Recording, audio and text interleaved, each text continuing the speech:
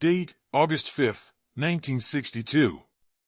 As the first light of morning hit Los Angeles, time stopped in the bedroom of that small house in Brentwood.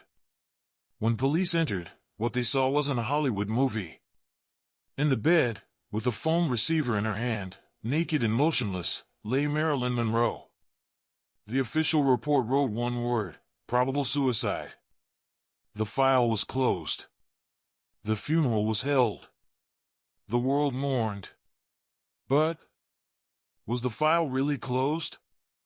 In the 60 years since, FBI documents, wiretap recordings, and witnesses who were too scared to speak back then tell us a very different story. Marilyn Monroe wasn't alone that night. More accurately, the process that led her to that death didn't begin that night. It all started exactly 1 week before that death, at a resort on the Nevada border. Neva Lodge.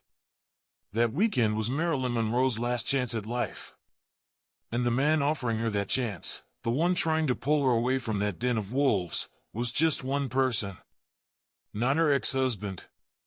Not her secret love, President Kennedy. The man trying to save her was Frank Sinatra. What happened that weekend at Neva Lodge? What did Frank Sinatra offer Marilyn in that bungalow that night? And at the other end of the table, what was going through the mind of the Mafia's darkest name, Sam Giancana, as he looked at Marilyn? This isn't a story of songs and spotlights. This is the story of a woman's scream and the helplessness of the one man who heard it. Could Frank Sinatra save Marilyn Monroe? Or had Marilyn's death sentence already been issued that weekend? Ladies and gentlemen, fasten your seatbelts and turn off the lights. Because we're opening the door to Hollywood's darkest secret. To understand this tragedy, we first need to understand the strange, dangerous bond between these two. Frank Sinatra and Marilyn Monroe. From the outside, the king and queen of the 1960s. Frank, powerful, tough, getting whatever he wanted, the man who made waiters tremble with a snap of his fingers. Marilyn, the world's most desired woman, the blonde bombshell, everyone's dream. But when the doors closed, when the masks came off, they were the same. Both were wounded. Both feared loneliness. And both had been used. Frank saw himself in Marilyn. He heard her fragility, that silent scream that cried, "Love me." Marilyn found peace beside Frank because Frank was the only man who didn't want something from her. Producers wanted her body. The Kennedys wanted her fame and her votes. Husbands wanted her image. But Frank just wanted her to be okay. When their relationship began in 1961, Frank gave her a gift.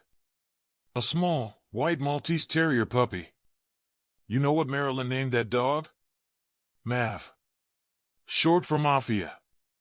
This was a joking, flirtatious reference to Frank's dark connections. Marilyn laughed. Frank laughed. But this joke was actually the footsteps of approaching disaster. Because Frank's world wasn't a world that could take a joke. Frank Sinatra wasn't just a prince of the stages, he was a prince of the underworld too. He was partners with Sam Giancana, the boss of the Chicago Mafia. And Sam Giancana didn't look at Marilyn Monroe as just a star. He looked at her as the weapon that will destroy President Kennedy. This is where Frank's nightmare began. He was caught between the woman he loved and the Mafia friends to whom he'd sworn loyalty. Frank could see Marilyn walking on the edge of a cliff. The Kennedy brothers, President John and his brother Bobby, had used Marilyn like a toy and tossed her aside. Marilyn was angry. She wanted to talk. She was threatening to hold a press conference. "You can't use me," she was saying. But Frank knew. You can't threaten the President of the United States and the Mafia at the same time. If you do that, it's not just your career that ends. Your breath stops. Frank had to do something. Time was running out. The circle around Marilyn was tightening. And Frank decided to make one last move. He called her to his castle, to the place where he felt safest. Neva Lodge. Neva Lodge. This wasn't just an ordinary resort. This was Frank Sinatra's kingdom. It was built right on the border between Nevada and California. In the middle of the hotel's swimming pool was a line. One side of the line was California, the other side was Nevada. This geographical trick made the hotel a paradise for criminals. If California police raided the casino, everyone crossed to the other side of the pool, to Nevada, and the police lost jurisdiction. Frank had renovated this place, spending millions of dollars. Underground, he'd had secret tunnels dug from the hotel to the bungalows. Celebrities, gangsters, and politicians would pass through these tunnels to their rooms, committing their sins unseen by anyone. Date, July 28, 1962. Marilyn Monroe landed at this resort on Frank's private plane. But the woman who got off that plane wasn't the glamorous Marilyn we all knew. According to eyewitness accounts, her hair was messy. She wore no makeup. She could barely stand. She wore a green dress and was constantly shaking. In her bag weren't scripts, but prescription drugs, sleeping pills, and sedatives. When Frank met her, he saw the fear in her eyes. Marilyn was saying, "They're watching me, Frank. My phones are tapped. They're going to kill me." Frank hugged her. "You're safe here," he said. "I'm here." But Frank was lying. More accurately, he was lying to himself. Because that weekend, Frank wasn't the only one waiting for Marilyn at the hotel. In the hotel's most luxurious bungalow, there was another dark shadow. Sam Giancana. Chicago's boss. Al Capone's heir. Sam was there because he had accounts to settle with Marilyn. Marilyn didn't know that at this resort where she'd come to rest, she'd actually fallen into the middle of a trial. Frank was caught between two fires. On one side, the gangsters who'd made him, whom he called brother. On the other side, the woman he loved, whom he needed to protect. The sky began to darken. The icy wind from Lake Tahoe was hitting the hotel windows. As Marilyn got ready in her room, Frank waited downstairs at the bar with a glass of Jack Daniels in his hand. Soon that dinner would be served. And what would be discussed at that dinner would seal Marilyn's fate. That night, the atmosphere in the hotel restaurant was heavy. Music was playing, but no one was having fun. Waiters spoke in whispers, their hands trembling as they served. Because the boss, Giancana, was in a bad mood. Marilyn entered the restaurant on Frank's arm. Everyone's eyes turned to her. No matter how exhausted she was still Marilyn Monroe. She radiated light. But when they sat down at the table, that light was extinguished by Sam Giancana's icy stare. Sam Giancana wasn't a man to show courtesy. He got straight to the point. He asked about Marilyn's relationship with the Kennedy brothers. More importantly, what did the president tell you? What did you hear in those pillow talks? Marilyn was scared. Sam wanted the state secrets Marilyn knew and the Kennedys' dirty laundry. His goal was to use this information to blackmail Kennedy. "You're gonna give us that diary," Sam was saying. "That little red notebook you keep." Marilyn started crying. Frank intervened. "That's enough, Sam," he said. "Leave the girl alone. Let's just eat our dinner." Sam turned to Frank. That look said, "Know your place, singer boy. This is above your pay grade, Frank. This is about survival." Marilyn got up from the table. She ran to the bathroom. Frank got up too. But not to the bathroom. He took Marilyn out the back door. They stepped out into the cold night air. Frank held Marilyn's shoulders. He looked into her eyes. And at that moment, perhaps taking the biggest risk of his life, he made that historic offer. This offer wasn't a marriage proposal. This was a life vest. Did Frank pull something from his pocket? Or did he just use words? All we know is that Frank's voice was trembling. "Listen to me," Frank said. "There's no way out of this, Marilyn. There's only one way. Only one way." What was that way? What did Frank Sinatra offer Marilyn Monroe that night? And why did Marilyn say no to this offer? The answer was the key to the death that would come just 7 days later. Frank and Marilyn stood in the back garden of Neva Lodge, under the dark pine trees. Inside, Sam Giancana and his men were waiting. Outside, there was only the wind and Frank's desperation. Frank took Marilyn's ice-cold hands in his palms. Marilyn was shaking. "They're going to kill me, Frank," she whispered. "I know too much. Bobby Kennedy wants to silence me. Sam wants to use me. I have nowhere left to run." Frank looked into Marilyn's eyes. At that moment, he had a plan. Maybe crazy, maybe impossible, but this was the only card he had. He didn't pull out a box from his pocket. There was no romantic music. There was only Frank's determined, tough voice. "Marry me," Frank said. Marilyn looked at him in shock. "What?" "Marry me, Marilyn. Right now. Tonight. We're in Nevada. The paperwork takes an hour." Marilyn was trying to understand. "But Frank." Frank cut her off. "This isn't about love, Marilyn. This is about survival. If you become Mrs. Sinatra, Sam can't touch you. The Mafia never touches one of their own's wife. It's our most sacred rule. If you're my wife, even the Kennedys will be afraid to approach you. Because I'll be behind you. My army will be behind you." Frank Sinatra wasn't offering her a ring, he was offering her armor. He was giving her his last name, his power, and his protection. "We'll leave Los Angeles," Frank said. "We'll go to Italy. We'll disappear until everything calms down. Just say yes."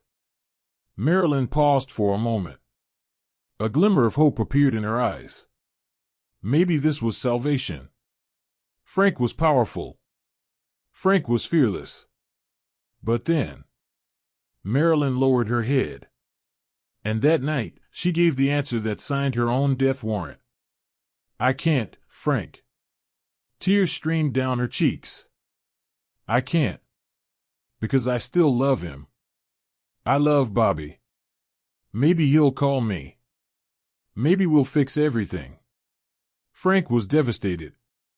Marilyn was still in love with the man who was about to destroy her. She was in love with her executioner. Frank released Marilyn's shoulders. At that moment, he understood. He couldn't save Marilyn. Because Marilyn didn't want to be saved. The next morning, Sunday, Marilyn Monroe prepared to leave Neva. But that morning, there was a strange atmosphere at the hotel. Frank wasn't around. He'd locked himself in his room. The person taking Marilyn to the plane wasn't Frank, it was hotel staff. There's a terrible detail that eyewitnesses told years later. When Marilyn boarded the plane, she didn't have that famous red-covered notebook in her hand. According to claims, Sam Giancana's men had entered Marilyn's room that night and taken that notebook with the Kennedy secrets. Marilyn had left her biggest trump card, her life insurance, at that hotel. Frank watched the plane take off from his window. The plane lifted off and disappeared into the clouds. Frank turned to the friend beside him and said only this: "We'll never see her again." He was right. Marilyn Monroe returned to Los Angeles, to that lonely house. She waited by the phone. She waited for Bobby Kennedy to call.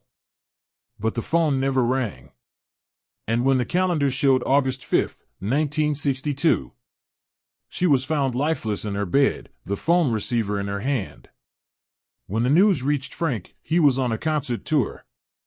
When he got the news, he collapsed where he stood. He didn't cry. He didn't scream.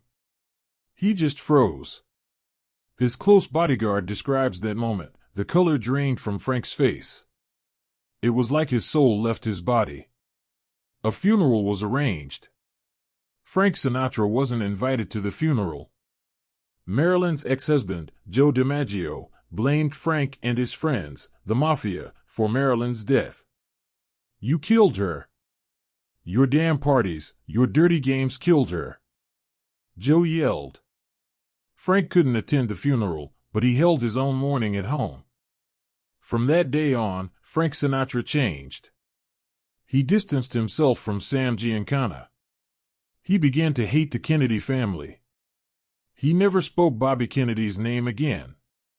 Years later, not in an interview but during a private conversation, Frank would make this confession about that night. I could have saved her.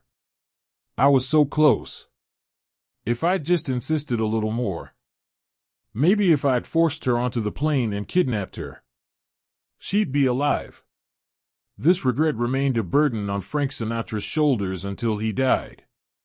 Marilyn Monroe was his princess he couldn't save. The questions surrounding Marilyn's death have persisted for 60 years. The official report, probable suicide, high dose of barbiturates. However, various researchers and historians have proposed different theories over the decades. Some point to possible political connections and the timing of her relationships with powerful figures. Some note organized crime involvement and the dangerous world she'd become entangled with. Some reference possible intelligence agency concerns about what she knew. The truth may never be fully known. The file remains, in many ways, incomplete. But one thing is certain, what destroyed Marilyn Monroe wasn't just one night, one person, or one decision. It was loneliness. She had thousands of people around her, but only one person truly heard her, who saw her as a human being. And Marilyn had said no to that person. Neva Lodge still stands today. The bungalow where Frank made that historic offer is still there.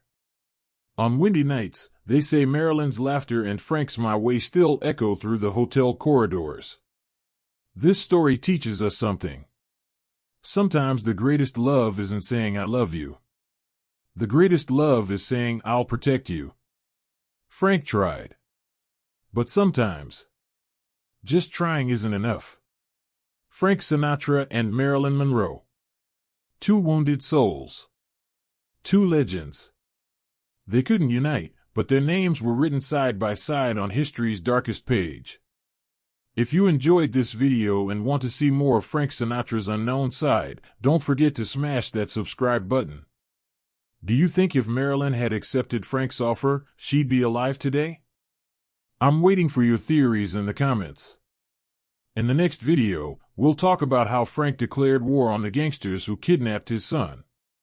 Stay with the music. Stay free.